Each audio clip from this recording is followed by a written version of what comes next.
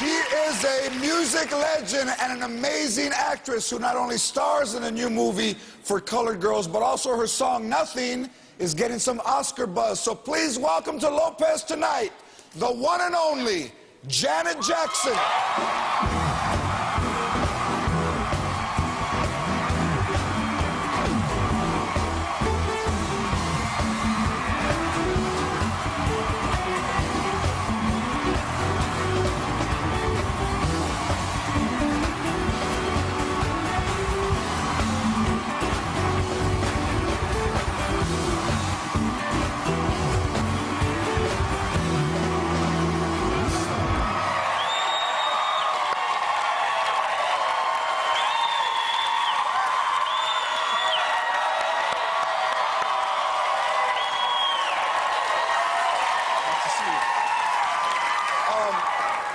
First of all, thank you for being my first guest of my second season. It means a lot. Thank you for having me. Yes, of course. It's very difficult in this business when you are trying to launch a new show and when you get support from people who not only have inspired you through their music, but when you have a lot of respect and love for their family and where they came from. So thank you very much, Janet. It means a lot to me. Seriously. Seriously. Now we're on at midnight. Are you up at midnight in real life? That's not late. That's not that. Yes, I'm up. I watch your show. Do you? Are you into infomercials or have you purchased anything? Because it is interesting sometimes to call up and order things and it's anonymous. I kind of fall asleep to infomercials. No, I don't. So other than my show, what are you watching on TV? What's on your DVR? You know what I love? I love documentaries a great deal. So I love like the History Channel, Discovery Channel, things like that. Yeah. Yes. See, now I fall asleep to that. As soon as I need to learn something, I'm out. But making juice out of some old fruit, I can watch that all night. So in my band, there's people that you've worked with. In the Estevatos, you worked with Alex L., the bass player. Yes. I haven't seen him in so long. Tommy. And Tommy played on Rhythm Nation, played lead guitar on Rhythm Nation.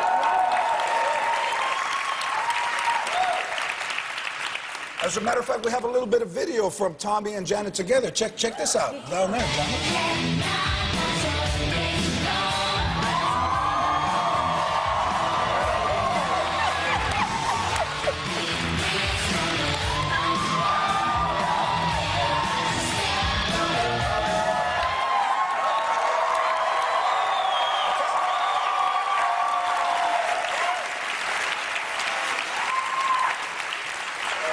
If you had to do a Rhythm Nation show right now, do you remember any of the choreography? Yeah, I do. Because you know what I could never get was the 5, 4, 3. That's the. Come on, 5, 4, 3, 2, 1. That's what the. Well, I'm dyslexic, so I had all kinds of things going on. No, when we were first learning it, a lot of the middle finger was happening all the time. So.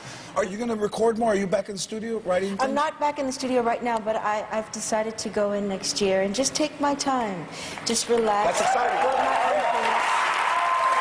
Yeah. No worries, no pressures. Just. But you are, but you are working on a book. I think that's interesting. Yes, it actually comes out January. It's called True You, and it's people have asked me about the weight loss, the weight gain, the nutrition, the regiment, and instead of just writing about that, I wanted to go to the very beginning, what may have brought it on. So that took me to my childhood. Right. So it's also about self-esteem. I wanted it to not only appeal to adults, but to kids and to teens, and it's not an autobiography, but there are anecdotes about my life from being a kid until now. Right. So hopefully someone can pick up the book, a child, a teen, an adult, and they can relate to some of the stories. And I also have stories that fans have written me and concerns, and I put them in the book as well. So hopefully it'll help someone. Absolutely. I think it will. I think it will.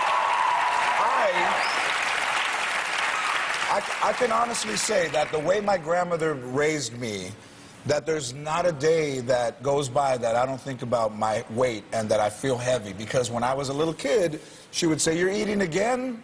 She would? Yeah. Or You're she kidding. would say, you know, when you run, your boobs bounce more than mine. That was... You're joking. No, I'm serious. Joking, I'm right? serious. No, Really? I'm serious. So now, well, first of all, I don't run now because I do have them now, but I don't. My But I'm grandmother was serious. the opposite. She would always say, eat, and she was such a wonderful cook.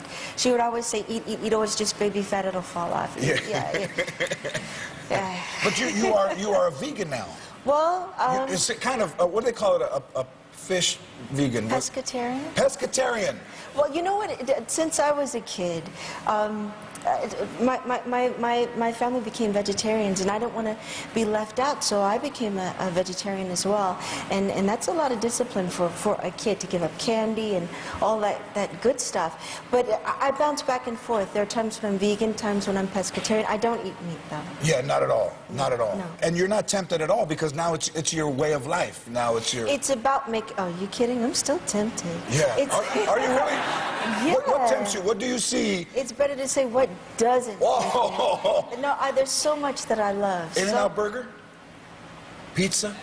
In-N-Out Burger, their fries? Yeah. I love. Pizza, I love pizza. My favorite is Mexican food. Yeah, Mexican food? Mexican food, so that was Mike's favorite, was Mexican food. Did he like Mexican Are you food? kidding me? Yes. Do you cook? Yeah, I do, but I don't. And you're probably saying, what does that mean? No, I know exactly what that means. Oh, you do? I do. I'm not like my sisters. My sisters can do everything. Yeah. They're very, very good. I do, but I don't cook. But I have to say that I went vegetarian for 5 months. I fainted in the middle of the street. But No. I was trying to hold on. But soylizo, there's chorizo, but the soy version of chorizo, which is sausage, is fantastic. So now that I know, that you're vegetarian, vegan, like a pescatarian, and I'm gonna try to go back again. I'm gonna have soylizo at the table, trying to do this when you're not around. 5, 4, 3, 2, 1. I saw your Halloween costume. Can I show it to everybody? Can we show the picture? You Sure. dressed as a beautiful man. No, this was for a store opening for Lanvin. The designer, Albert Ibez, he's a friend of mine. So I called myself J. Bez. I was Albert in transition, becoming Janet Jackson. So I was in transition. So, this summer you did a show in New Orleans, right? Yes, I You did a show. Yes. And speaking of the costume, the shows are never just kind of like, hello. I mean, there's always a bit of, there's the costume and there's drama, some dude in a straitjacket hanging with some dudes whipping him. What's going on? What's going on here? This is what I'm trying to say. What's going on here? That's hot. Where did you find the guy to hang? From the audience. I always just pick a guy. A lot of people think, oh, this is stage. It's not. It's just a random person in the audience. Does anybody here want to get, any guy want to get hot? We'll be back with more Janet Jackson.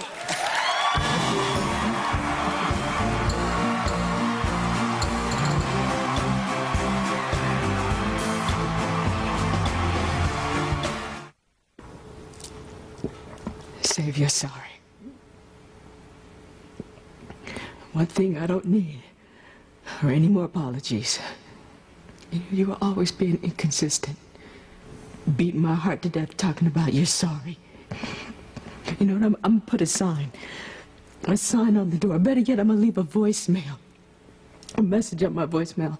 If you call to say you're sorry, then call somebody else. I got sorry, greet me at the front door.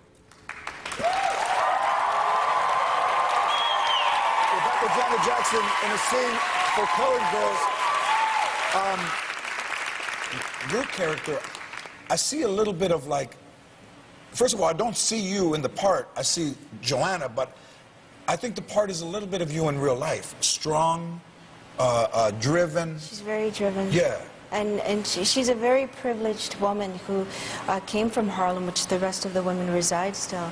And she worked very hard to make her way out of that. And she runs a fashion magazine, her own fashion magazine. And each of the women, they have their own colors. My color is red, which represents part of the character as well as their mood, right. their mood throughout the film. And she's shrewd, she's bold, she's having issues with her husband as well as with herself, and she's on the nasty side. She's not the nicest woman. Yeah. I didn't mean that. I meant the driven part. The driven part, absolutely. But I don't think you say nasty. I think in what you know what you want, sometimes as you're coming up, people perceive that to be not nice when it is. She's a bit of a bitch. Okay, I like it. All right.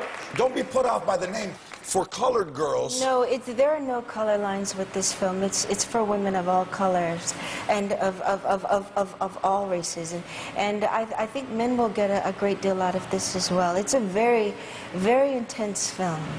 It's almost like a training video that you would use to show women what mistakes can happen in life. One character, she is so in love with this man and he's cheating on her, and every time the woman that he's cheating with decides that she doesn't want him anymore, he runs back to her and she allows him to come back into her life. I know some of us have done that. We've been there. God knows I've been there before. Yeah. So tell me that you're going to act more, because you're brilliant in everything that you do. Tell me that we're going to see you. Right? We have to see you. Yes. I mean, this is my first job. Everyone thinks I started singing first, but I didn't start singing professionally until I was 14. I started acting when I was 10, and this is what I wanted to grow up and do for, as my career. So I'm finally living out a dream since I was a kid. So for sure, more acting. Good. I like that. And this is your third film with Tyler Perry. Yes. Yeah, that's nice. I heard that you would text him ideas for your character. I drove him crazy. I know I did. What would you...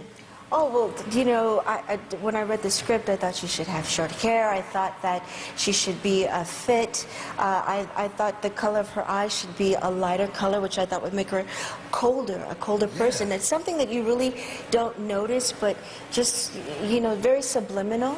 All kinds of things. I was really into it. My apartment, creating the colors and the decor of the apartment along with the set designer.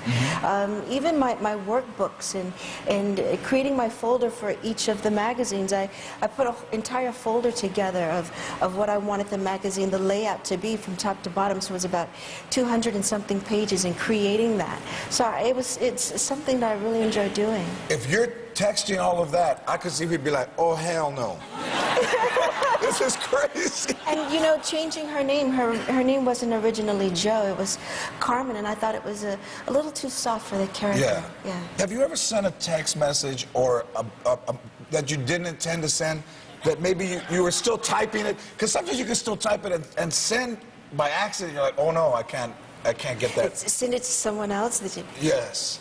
Yeah, I've done that. Not cute. Not cute at all. And it's almost like waiting for the door to ring, like somebody to knock. You send it, and then you're waiting. Oh no, I can't believe it. And then you're kind of waiting for the light to go on. Yeah, a friend of mine did that and sent a text. He called himself sending it to me and sent it to someone else, and the friendship is not what it used to be. Yeah, but it'll be Sometimes fun. they don't read the same in text as they do if you were to pick up the phone. Yeah, no, that I don't. That's the one thing that I don't like about texting. Do you still use the phone? Of course I do. Yes. Do you drive? Yeah, I love driving. What makes you think I don't drive? I don't know. I can't imagine looking over and seeing beep beep. There's Janet.